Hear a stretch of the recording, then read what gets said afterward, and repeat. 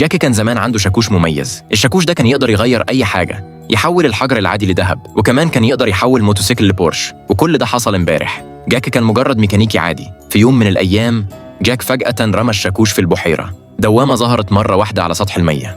راجل عجوز ظهر قدامه. الراجل العجوز مدله 3 شواكيش وسأله أنهي واحد هو اللي رماه.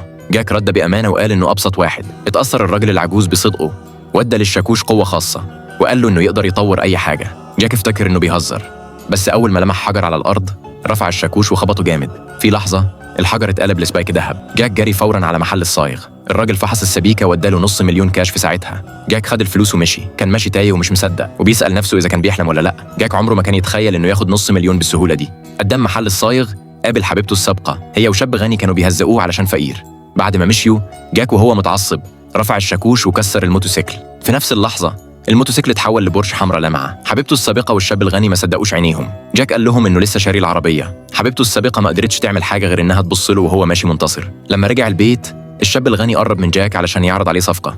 قال له إنه هيديله 300,000 دولار مقابل العربية. جاك وافق على طول. بالفلوس دي كان طاير من الفرحة. في نفس الليلة الفضول غلبه وجرب يخبط الحجر بالشاكوش، ولدهشته الحجر طلع ماس. تاني يوم راح تاني للصايغ يسأله عن قيمة الماسة. صاحب المحل قال له إن ثمنها يكفي يشتري بيت في وسط البلد. ولما جاك طلع الماسة الصايغ اتصدم، وبعد ما فحصها اتباعت في نفس اللحظة ب5 ملايين دولار. وبكده جاك بقى مليونير في يوم وليلة.